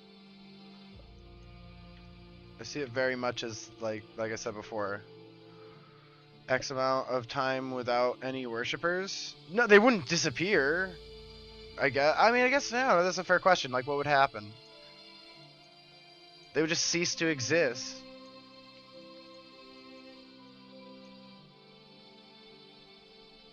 They would just cease to exist. And then perhaps maybe like this would be the instance where like a god would require, you know, think like like an evil cult or something. How they have to do like this like this ritual of sorts to bring back like a demon, right? They have to have X amount of followers in their cult, and then they have to do like A, B, and C as a ritual to summon back the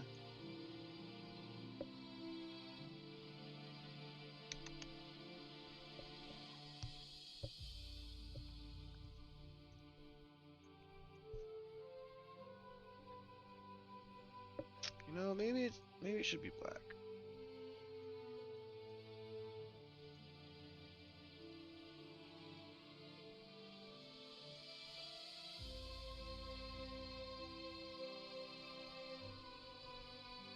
Oh, is that so?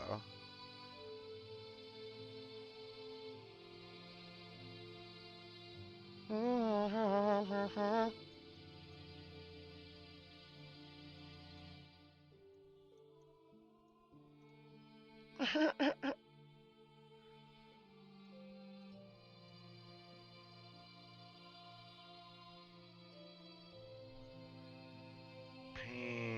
skin.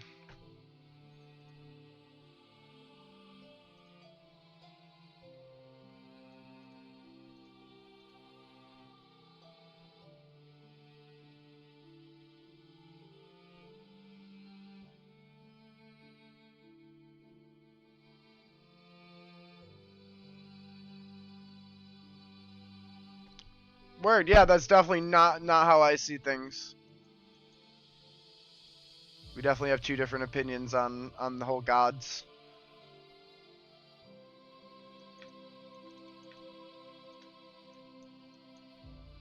I guess like I very much see them as like almost like superficial beings.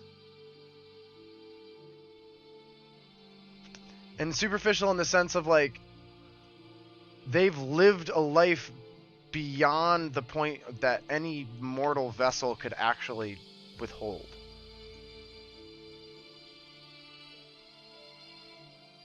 So like it's like I don't know, like when you take the magic away, like they just wither to dust. And then you'd have to do some type of like I don't know, like some type of fancy ritual, I think.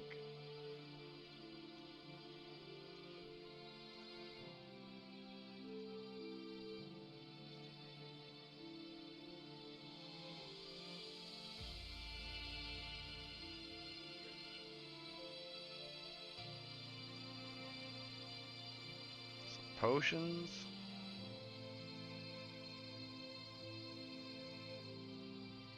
Oh, what happened? Oh, I hit that. That's what happened.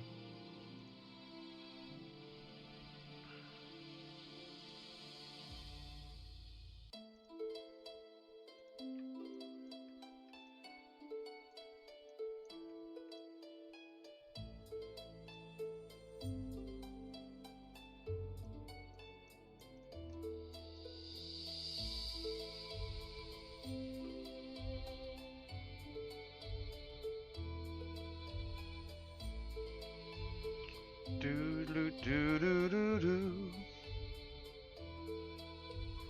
Alright, that's cool. I thought there was a difference between deities and gods.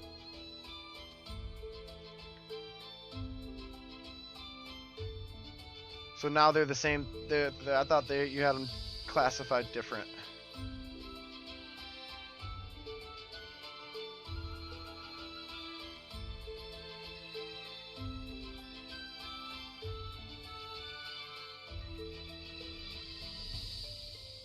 Ah, rectangles and squares. We love it.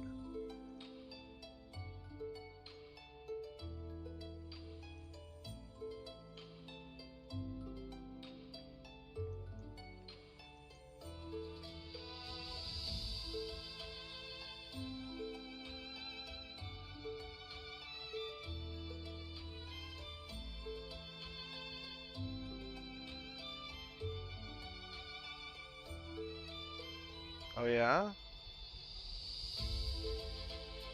Is that so?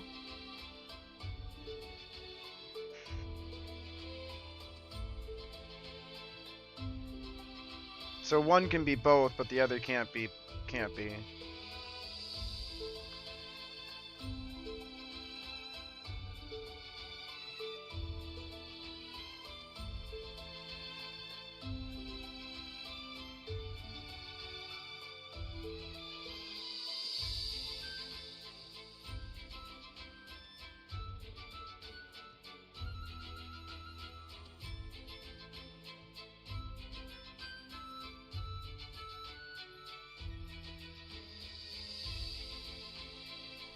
I think I need to change this brown. Oh, undo. Not that one.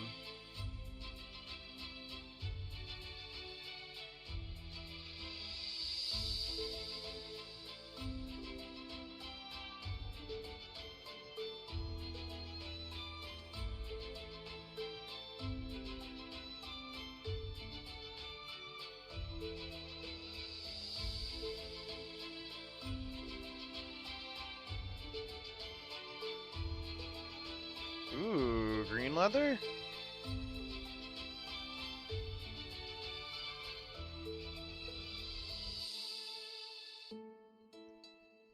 Oh, you can change the lows and the mids? I didn't know you could do this!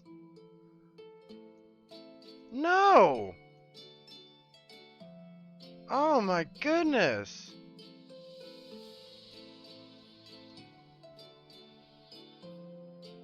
Put a little wear on it. It's like some faded green. It looks so much better now. Yes! Oh, that's freaking awesome!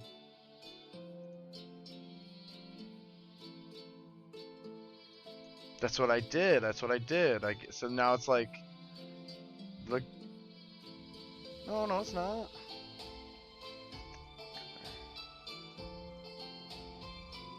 It's like a deep red, black.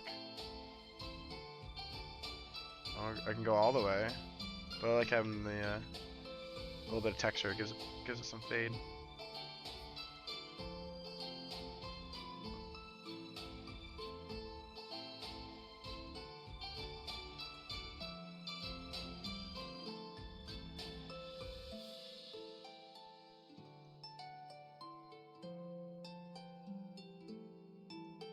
I guess that blends it a bit better. You're right.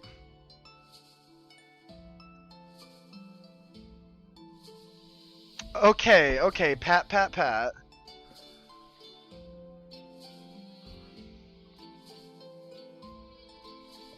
Yeah, awesome.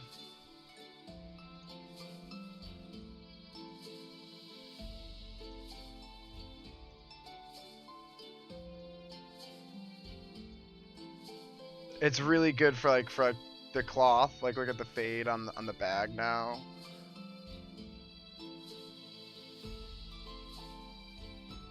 Just add some wear.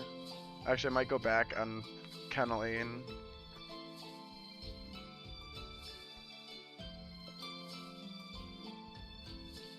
Mm-hmm.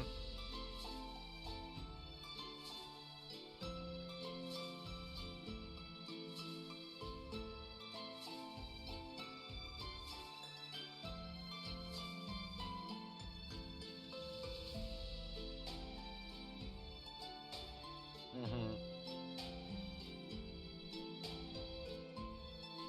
No, that bag's perfect. Not even touching it.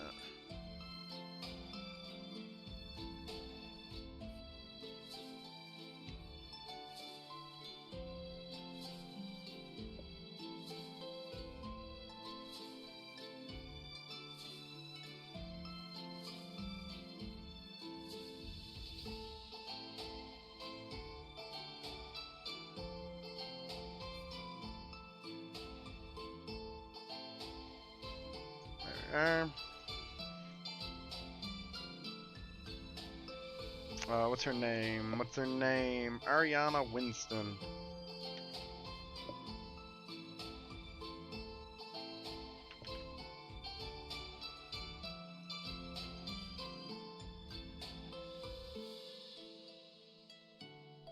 Yeah, I mean that's why I kept saying like mechanics, Stormy, is like if you want your players to have access to it for it to be like feasible or touchable or attainable, like at some point you need to decide a mechanic for it. Either there is one, or it's a milestone, or you know like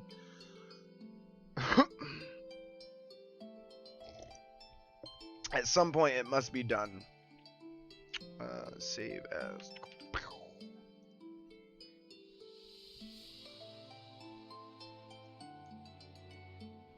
Yeah, really trying to make an attempt to really make these characters look different. It's really easy to do the same styles and same patterns and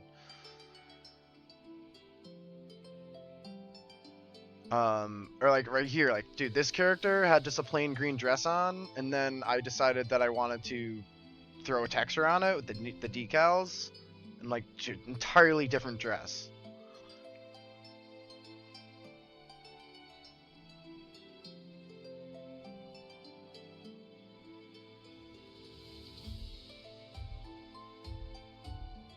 Absolutely gorgeous. Let's see. Heroes. see if she looks good with any patterns on her. On her dress.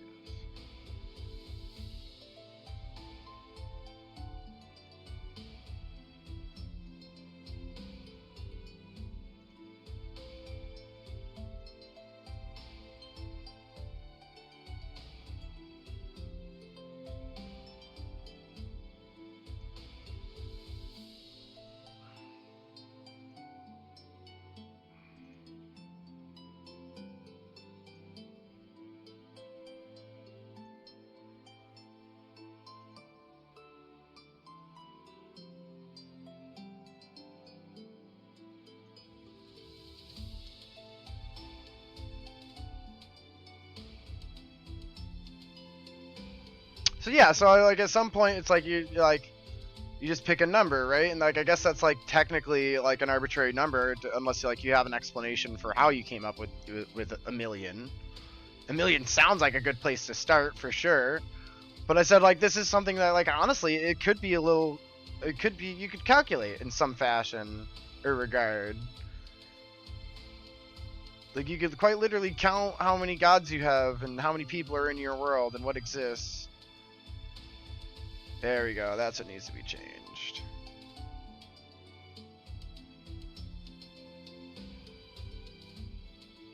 And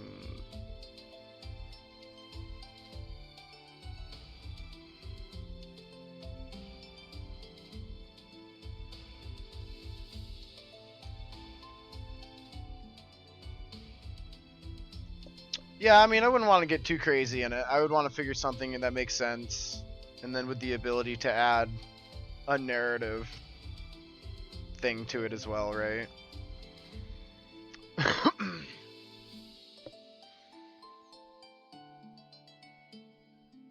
Yeah, like I definitely want to leave something up for some type of narrative discussion that comes with that, right? It's not just only worshippers.